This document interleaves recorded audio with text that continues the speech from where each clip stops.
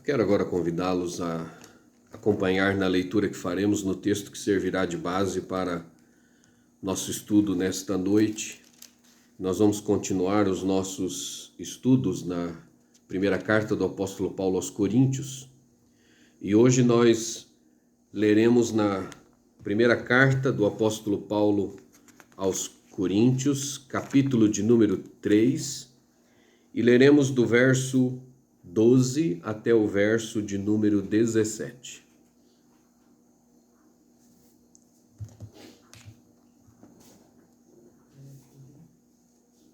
Carta do apóstolo Paulo aos Coríntios, primeira carta do apóstolo Paulo aos Coríntios.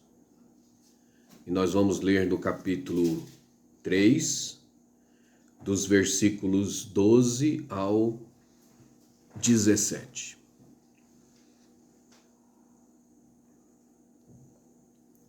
Assim nos diz a palavra de Deus.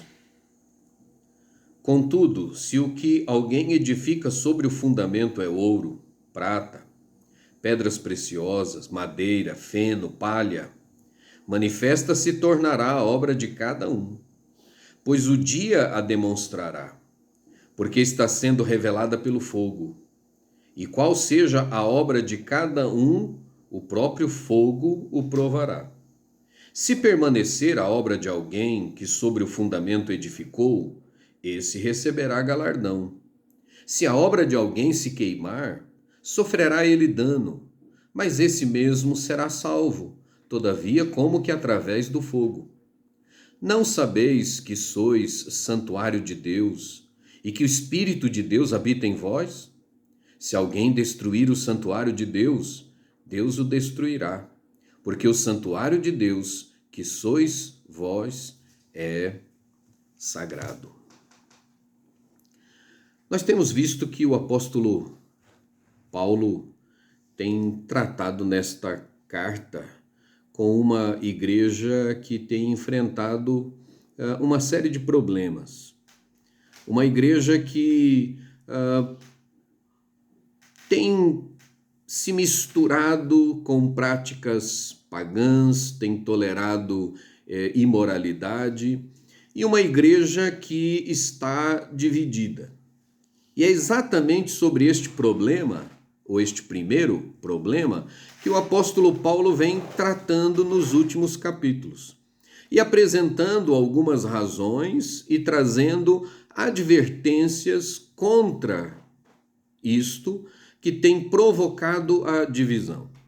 Então, uma das razões apresentadas por Paulo para que a divisão acontecesse era o fato de que os coríntios haviam sido fortemente influenciados pelo costume, pela prática dos gregos de reverenciar os seus oradores, reverenciar os seus filósofos e então criar desta forma partidos, seguidores destes homens. E era basicamente a mesma coisa que a igreja de Corinto estava fazendo. Estava se deixando levar por este costume, por esta inclinação, e então também escolhendo dentre os líderes, dentre os pastores que haviam de alguma forma influenciado a igreja, quem eram os seus preferidos, e inclusive causando ciúme, dissensão, discórdia entre eles por causa destas preferências. O apóstolo Paulo apresenta também que essa divisão era fruto de imaturidade espiritual. Ele disse que quando esteve a primeira vez em Corinto, pregou o evangelho, pessoas se converteram e ele não podia ainda dar alimento sólido, deu leite, mas ele diz, pelo tempo decorrido, infelizmente eu ainda não posso dar alimento sólido porque vocês continuam se comportando como crianças. E nós vimos na última oportunidade Paulo apresentando uma outra razão, que era uma falta de compreensão correta de qual é o propósito do ministério, qual é a natureza do ministério e de quem vêm os resultados do ministério. Nós vimos em essência que eles estavam atribuindo o sucesso do trabalho de Paulo ou de Apolo ou de Cefas às suas habilidades, ao seu conhecimento, às características ou empenho que eles tinham. E o apóstolo Paulo mostra que o sucesso ou o resultado, qualquer que seja ele, vem de Deus. Que é nosso papel fazer o melhor que pudermos, que cada um deveria estar se dedicando o máximo que podia, usando todas as ferramentas, os talentos que Deus deu, mas sempre reconhecendo que os méritos de qualquer resultado positivo não poderiam ser atribuídos a homem nenhum, senão apenas e tão somente a Deus. E mostrou também que ele e Apolo trabalharam de forma harmônica, que ele plantou, Apolo regou, mas Deus deu o crescimento. E ele com isso mostra que quando eles criam partidos, eles quebram ou eles tentam quebrar essa harmonia, esta unidade que deve haver entre todos aqueles que militam no reino, todos aqueles que militam na causa de Cristo Jesus. Hoje nós encontramos agora o apóstolo Paulo a continuar a tratar deste problema da divisão, mas agora apresentando um outro argumento, uma outra razão para mostrar que essas divisões, essa criação de partido são coisas que não se justificam. No texto em que lemos, o apóstolo Paulo apresenta o fato de que os ministros, ou na verdade qualquer pessoa que milita no reino, será julgado por Deus. Ora, e isso no último dia, quando estiver diante da presença de Deus. E o que isso significa? Bom, se os ministros, por exemplo, se Paulo, Apolo, Cefas, se os líderes da igreja de Corinto, aqueles que estavam mais ativamente presentes na igreja de Corinto, seriam julgados no futuro, obviamente é precipitado dizer-se ser seguidor deste ou daquele. E por quê? Porque você pode ser surpreendido no final com o fato de que você reverenciou, atribuiu glórias a alguém que foi reprovado. É claro que não há razão, né? Isso não quer dizer que se nós tivéssemos a ideia de quem vai ser aprovado e quem não, então justificaria nós darmos glória a alguém. Claro que não. Mas o que o apóstolo Paulo quer mostrar é que, mesmo que houvesse glória em alguém, a grande verdade é que o juiz é Deus. Quem vai dizer quem trabalhou bem e quem não é Deus. Não é o nosso juízo, nós vemos o exterior, nós vemos aquilo que pode ser palpável, mas nós não conhecemos o coração, nós não conhecemos a intenção do coração de cada um, e este é o ponto do apóstolo Paulo aqui. Qual é a primeira coisa, então, que o apóstolo Paulo apresenta no texto aos Coríntios? O dia do juízo vem. Dos versos 12 a 15, nós encontramos o apóstolo Paulo falando deste juízo. Ele diz: contudo, se alguém edifica sobre o fundamento é ouro, prata, e aí ele descreve uma série de materiais para mostrar o seguinte: que, em primeiro lugar, no dia do juízo, vão ser revelados dois tipos de ministério. O ministério, um trabalho que ele diz que vai ser construído usando ouro, prata, pedras preciosas. E um outro usando madeira, feno e palha. O que esses materiais deveriam lembrar a eles? O primeiro material, uma bela e valorosa e duradoura construção. Aquilo que era feito com materiais preciosos, materiais duráveis, materiais resistentes e de grande valor, tinha uma durabilidade maior, um palácio. Já aquilo que era feito com palha, feno, madeira, é um casebre. Algo de pouca duração, algo que pode ser afetado facilmente, destruído facilmente, e que no caso aqui, que Paulo diz que vai ser usado o fogo, a destruição vai ser rápida, absoluta, completa. Ou seja, o ponto do apóstolo Paulo aqui é o seguinte: qual é o alicerce? Ele disse nos versos anteriores qual era o alicerce. Sobre qual alicerce eles estavam, Paulo, Apolo, Cefas estavam construindo. Verso 10 ele diz: segundo a graça de Deus que me foi dada, lancei o fundamento como prudente construtor e outro edifica sobre ele, porém cada um veja como edifica, porque ninguém pode lançar outro fundamento além do que foi posto, o qual é Jesus Cristo. O alicerce, a base é Cristo. O ensino apostólico apresentava Cristo. Quando a Bíblia diz que a igreja é construída sobre o fundamento dos apóstolos, está dizendo que a igreja é construída sobre a doutrina, sobre o ensino que eles trouxeram, que é o ensino recebido de Cristo e que apresenta as verdades sobre Cristo. Cristo é o Senhor, Cristo é o cabeça. Mesmo no texto de Efésios, quando Paulo diz que a igreja está sob o fundamento dos apóstolos, ele diz que a pedra angular, a pedra principal é Cristo. Agora vejam bem o ponto do apóstolo Paulo. Esse alicerce é valioso, é de um valor imensurável. Agora, o que se constrói sobre isso precisa corresponder ao alicerce. Como fazer um casebre sobre um fundamento tão valioso e sólido quanto aquele que foi lançado? Só de fato algo precioso, valioso, valoroso, duradouro do ponto de vista de Deus faz jus de ser construído sobre aquele fundamento. O que é que esses materiais representam? Nós podemos dizer que estes materiais representam não só um trabalho que é duradouro, mas especialmente dentro do contexto que nós temos ali da realidade de Corinto, muito provavelmente esses materiais estavam sendo usados por Paulo para representar a motivação para o trabalho.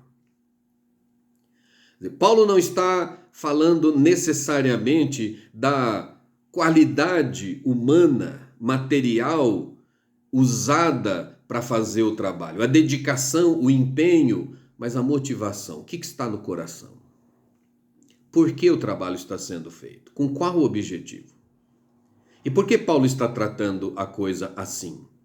Porque quando a motivação não é correta, não só se aceita que partidos sejam criados, não só se aceita que a glória seja dada a si, como se incentiva e promove isso. Mas quando a intenção do coração é a glória do Senhor, então a reação vai ser semelhante à reação de Paulo. Há uma reação de não aceitação desse desvirtuamento de a quem a honra, de a quem a glória deve ser dada.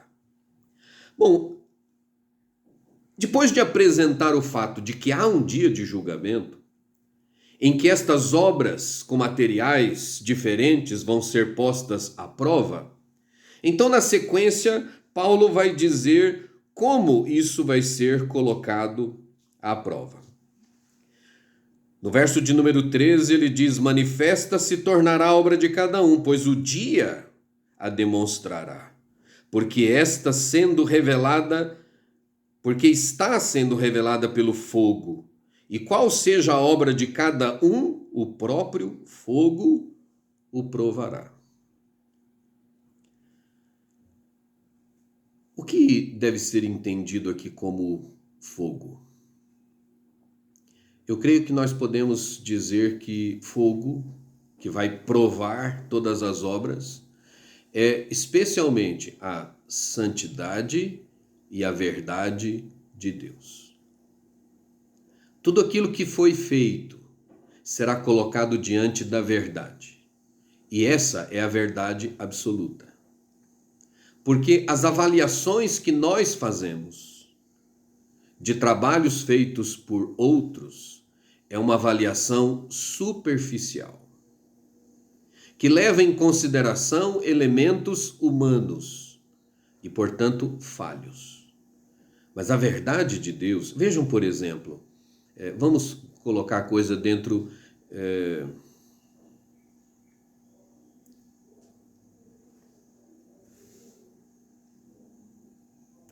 Vamos colocar a coisa aqui dentro de um evento histórico narrado na Escritura. Samuel foi chamado por Deus para ungir um filho de Jessé como novo rei de Israel.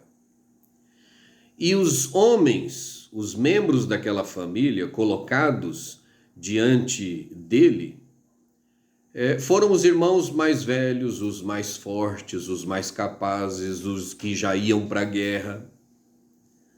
E nenhum deles era o que Deus tinha escolhido. E então mandam chamar Davi, que nem apresentado naquele primeiro momento tinha sido o mais novo, o aparentemente mais fraco. E então Deus diz para Samuel o seguinte: o homem olha o exterior, mas eu, Deus, vejo o interior.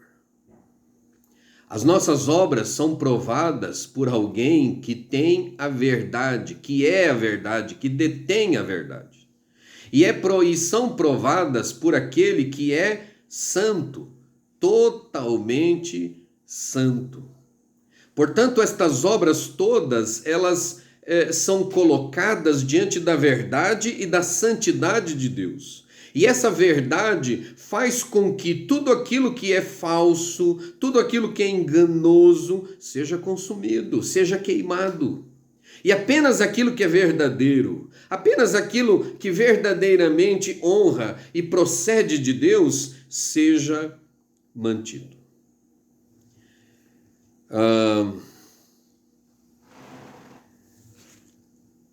Portanto, ele diz que tudo aquilo que é de palha é queimado. E só o que foi usado de material precioso continua. E qual é o resultado? Paulo diz que são dois os resultados. Ele diz no versículo de número 14: se permanecer a obra de alguém que sobre o fundamento edificou, esse receberá galardão. E no verso 15: se a obra de alguém se queimar, sofrerá ele dano, mas esse mesmo será salvo, todavia, como que através do fogo. Veja o que Paulo nos apresenta aqui. Paulo está partindo do pressuposto de que todos na igreja de Corinto são crentes. Até que se prove o contrário, eles são crentes. E com isso ele mostra que é possível que um crente faça uma obra com as motivações não corretas, com o objetivo não correto. E que, portanto, o seu trabalho seja um trabalho sem resultados reais. Mas o apóstolo Paulo diz, no entanto, ele creu em Cristo, verdadeiramente, e ele é salvo como que pelo fogo. Certa vez um pregador disse que estes são os crentes que vão entrar no céu cheirando fumaça. E ele disse o seguinte: eu não quero entrar no céu cheirando fumaça. Eu quero ser um instrumento nas mãos de Deus para uma construção, para uma edificação sólida, para a glória do nome dele. E isso nos traz uma advertência. Na verdade, enquanto alguns poderiam olhar para isso e dizer, então quer dizer que mesmo que o trabalho não seja bom, ainda dá para entrar no céu? Bem, esse não é o raciocínio de alguém que verdadeiramente ame a Deus, que queira a glória do Senhor. Isso é mais uma advertência do que qualquer outra coisa. É Deus, na verdade, chamando a nossa atenção para o fato de que nós precisamos nos empenhar para que a obra do Senhor seja feita de acordo com a vontade dele. Ou seja, obras que têm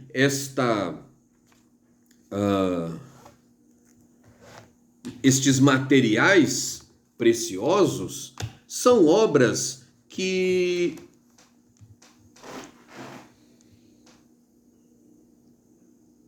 fazem a coisa certa, do jeito certo, com a motivação certa. Quando qualquer um desses elementos não está presente, a obra é de madeira. Fazer a coisa certa é fazer aquilo que Deus colocou na sua palavra como o que Ele quer que seja feito, e abandonando tudo aquilo que Ele não quer que seja feito. Fazer do modo certo é fazer aquilo que a Bíblia diz para fazer, mas do jeito que ela diz para fazer.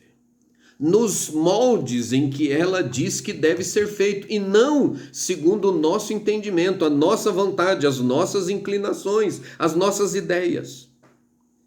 E terceiro, ela deve ser feita com a motivação certa, que é a glória do Senhor, que é o progresso do seu reino, e não a satisfação da nossa própria vontade.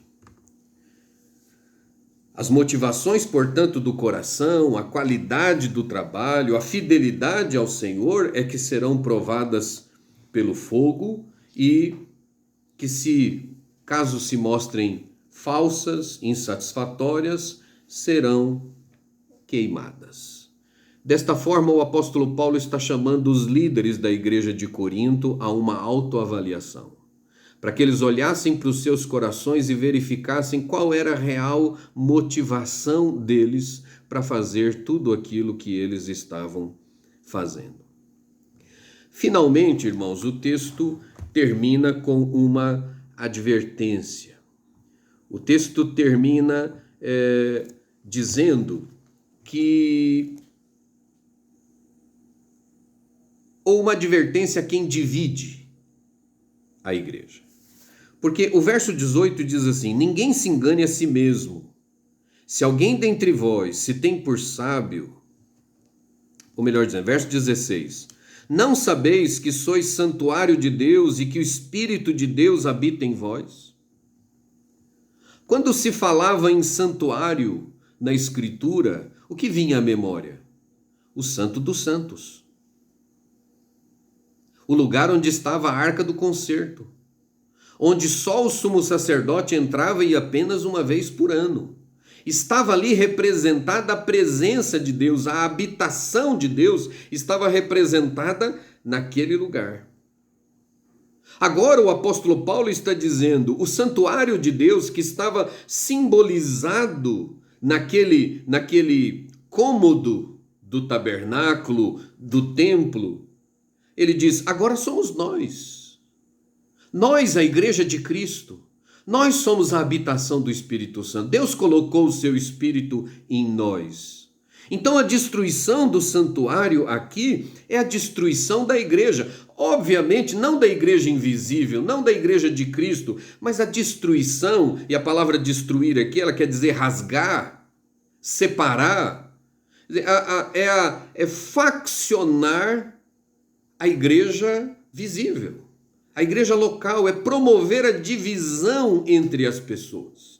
É isso que Paulo está chamando de destruir o santuário.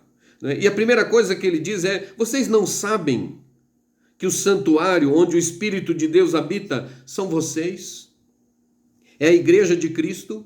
E então no verso 17 ele diz, se alguém destruir o santuário de Deus, se alguém rasgar essa comunhão, se alguém tornar esta comunhão faccionada, que Tiago depois vai dizer que o espírito faccioso, ele é aquela sabedoria animal, terrena e demoníaca. É algo altamente pecaminoso, a quebra da unidade. A unidade da igreja é tão importante que Paulo trata desse assunto em praticamente todas as suas cartas e trata isso com muita seriedade. tanta seriedade que ele diz aqui agora no verso 17: se alguém destruir o santuário de Deus, Deus o destruirá. Porque o santuário de Deus que sois vós é sagrado, é separado por Deus, é consagrado a Ele. É o corpo de Cristo. O que significa destruirá? Nós podemos olhar isso sob duas perspectivas. A primeira delas é que aqueles ministros, aqueles líderes da igreja, crentes verdadeiros, mas que por fraqueza, por falha, estão construindo com madeira, feno, podem receber do Senhor a disciplina nessa vida, serem corrigidos aqui, e então terão a oportunidade de se arrepender. Mas aqui agora o apóstolo Paulo sim aborda também a possibilidade daqueles falsos mestres, daqueles que não só têm uma motivação imprecisa ou inadequada, mas aqueles que têm uma motivação verdadeiramente pecaminosa, que a intenção é mesmo a de dividir, é de promover a sua própria glória. Eles são aqueles que em outro momento Paulo chama de ministros de Satanás disfarçados de ministros de Cristo, que usam a Escritura, usam a Bíblia, pousam de ministros de Cristo, mas o seu objetivo é fracionar a igreja. Então estes, Paulo diz, eles receberão o juízo eterno, porque são falsos profetas. Meus irmãos, mais uma vez nós vemos o apóstolo Paulo nos trazendo aqui o alerta, nos trazendo aqui a exortação de que a igreja pertence a Cristo Jesus, ela é santuário de Deus, ela foi comprada pelo sangue de Cristo para ser una, para trabalhar pelo reino. E ela não pode ser fracionada. Aqueles que trabalham na igreja devem ser vistos como servos, como vimos domingo passado. Devem ser vistos como instrumentos nas mãos de Deus para a promoção da sua glória, para o bem-estar do seu povo. Por isso, há algumas advertências aqui para nós. A primeira delas é que nós precisamos orar muito. Orar muito para pedir a Deus que nos livre da soberba, do orgulho. Orar a Deus para que nos livre do egoísmo, dos interesses pessoais e que nos dê um amor abnegado. Um amor que nos leve à autonegação, à disposição em servir ao Senhor, a ponto de podermos dizer, como Paulo disse à própria igreja de Corinto, que ele estava pronto a se gastar e se deixar gastar por ela. Nós precisamos também, além de orar, estudar a palavra de Deus. Porque é ela que nos diz o que fazer, como fazer e sob que motivação fazer. Textos como este não estão registrados para tecermos críticas aos líderes de Corinto, mas para nos espelharmos neles. Pois as inclinações pecaminosas que eles tinham, nós também temos. As tentações que estavam diante deles estão também diante de nós. Nós estamos sob a mesma condição, e se não for a graça de Deus, se não for o cuidado de Deus sobre nós, cairemos, criaremos partidos, deixaremos que pessoas criem partidos com os nossos nomes. Vamos permitir que a facção do povo de Deus aconteça para satisfazer o nosso ego. Só a misericórdia de Deus pode nos livrar disso. Só um conhecimento real da Escritura e a aplicação deste conhecimento pode nos levar a exercer um ministério, um trabalho, uma vida cristã que tenha obras de ouro, de pedras preciosas, uma obra duradoura, uma obra que nos permita chegar diante de Deus como obreiros que não têm do que se envergonhar. E eu quero, por fim, dizer que nós estamos sendo alertados sobre o fato de que a igreja é corpo de Cristo, é una, e que o nosso trabalho é levá-la a Cristo, apontar Cristo, levá-la a glorificar a Cristo, servir a Cristo, vendo os demais que Deus tem usado com honra, mas por causa do uso que Deus faz deles e não por causa de quem eles são. Que Deus assim nos abençoe, nos dê graça, para que nós consigamos enxergar o fato de que um dia, eu e você, inevitavelmente estaremos diante do trono. As nossas obras vão ser colocadas diante da verdade e da santidade de Deus. E apenas aquelas que verdadeiramente foram feitas no poder de Cristo, para a glória de Cristo, vão permanecer. É preciso lembrarmos que é grave promover e permitir que a unidade da igreja seja quebrada. O nosso papel é como era o papel do apóstolo Paulo: advertir, corrigir e levar as pessoas a ter os seus olhos voltados para quem é o único em quem se pode confiar e o único a quem se deve dar toda a glória, Cristo Jesus. Que Ele assim na sua misericórdia nos abençoe. Amém.